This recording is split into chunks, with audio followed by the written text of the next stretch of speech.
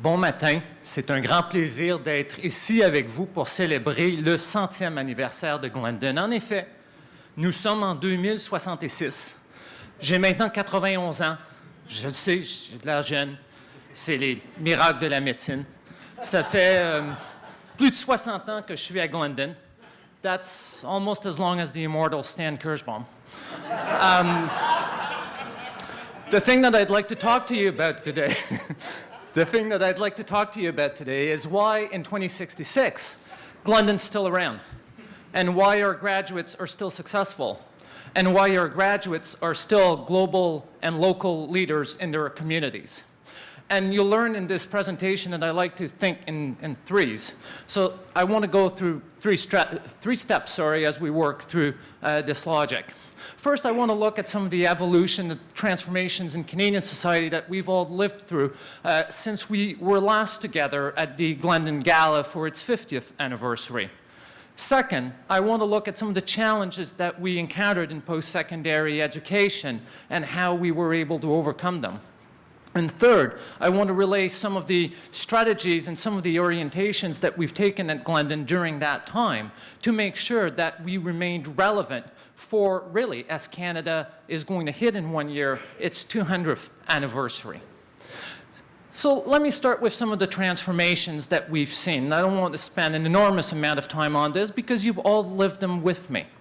50 years ago, we were beginning to think about and to use the expression the Fourth Industrial Revolution. Well, we are in the full swing of the Fourth Industrial Revolution, and we now have a very good sense of what it means. Yes, the Fourth Industrial Revolution is about artificial intelligence. Yes, it's about robotization. Yes, it's about 3D printing. Yes, it's about machine learning. Yes, it's about biogenetics, and a whole lot more. The Fourth Industrial Revolution really refers to the slew of scientific transformations that we've experienced that have truly been transformative, that have changed the way we live in ways that were unimaginable 50 years ago. That has really transformed this society. And I think if you think of history and you think of previous industrial revolutions, they've been transformative in nature as well. But the Fourth Industrial Revolution has added another component. It forces us to think about what it is to be human. It asks questions about our humanness. And that has required us to take a long and deep look as to who we are as a species and what we do. Second, there have been, obviously, as a result of all of this scientific transformation, and the word transformation is the easiest one to use here, enormous changes in the economy and in the labor force. Today's jobs were, again, unimaginable 50 years ago. And even for professions that have remained, what those jobs meant have been transformed. So what it is to be a doctor in 2066 is not what it was to be a doctor in 2016, 2017. Imagine, doctors actually had to do diagnostics. It sounds incredible now. That's why we have machine learning, so that they can identify what ails you. The job of the doctor now is to translate it for you, is for it to make sense. The job of the doctor now is to make sure to provide that human touch that allows you to deal with whatever physical, mental, emotional challenges that you're dealing with. And while I've spoken of transformation, there have also been elements that have been constant, despite the Fourth Industrial Revolution. We certainly remain and continue to have challenges in terms of political, social, cultural inequalities. We still leave too many people behind. And that was true 50 years ago, and that certainly remains true today. Quels étaient donc les défis au niveau de l'éducation postsecondaire que nous avons surmontés au cours des 50 dernières années? De nouveau, je pense en trois. Donc, trois grands défis. Premièrement, il y a 50 ans, on avait commencé à questionner de nouveau la pertinence d'une éducation postsecondaire, d'une éducation universitaire. Ce qui comptait, c'était l'expérience. Ce qui comptait, c'était le marché du travail. C'était l'emploi qui était pour venir après l'éducation. Après tout, le fondateur de Facebook, Mark Zuckerberg, a lancé sa compagnie à 19 ans. À quoi bon un diplôme universitaire? Or, nous avions oublié jusqu'à quel point la curiosité est essentielle à l'être humain, jusqu'à quel point nous voulons être curieux et jusqu'à quel point une éducation universitaire a comme objectif de permettre cette curiosité. Deuxièmement, nous nous questionnons sur les arts libéraux. Nous utilisions des mots comme « leadership » et nous avions raison de le faire. Ceci étant dit, il y a encore des questions fondamentales, j'y faisais référence plus tôt, sur ce que c'est d'être humain. Et pour répondre à ces questions-là, on ne peut pas strictement se fier aux robots. On ne peut pas strictement se fier à la machine. Ça prend des gens qui pensent et qui réfléchissent, qui ont un esprit critique, qui font de la philosophie, qui font de l'anglais, qui font de la littérature, qui font du théâtre, qui font de la science politique, de la sociologie, qui pensent à notre environnement et à comment, au pourquoi, au comment nous vivons ensemble.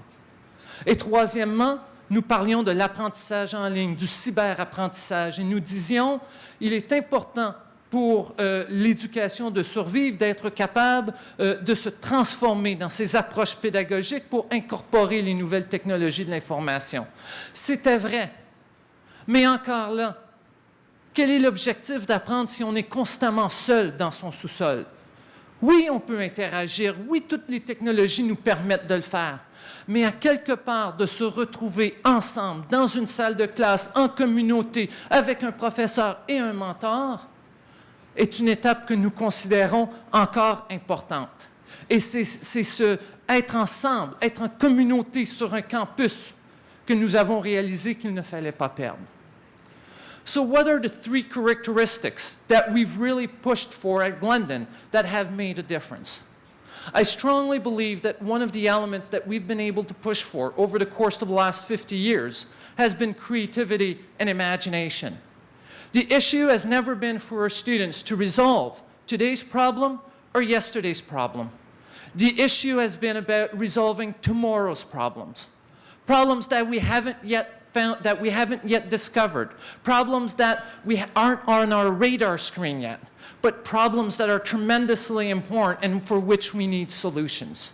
And for that, we don't need students that know the box in and out. We need outside of the box thinking, no. We need people that know the box so as to better ignore it. Second, we need empathy and respect, and that we've been able to keep in our student. If you remember what I said earlier about social, political, economic inequalities, those challenges remain. And how we live together remains a fundamental challenge, and that requires empathy and respect. And I'm really proud that our graduates, as global and local leaders, are able to come and work with other human beings. Robots can fix robots. We don't need to worry about that. What we need to worry about in 2066 is how we take care of each other. And finally, we need people who have capacity for self-reflection.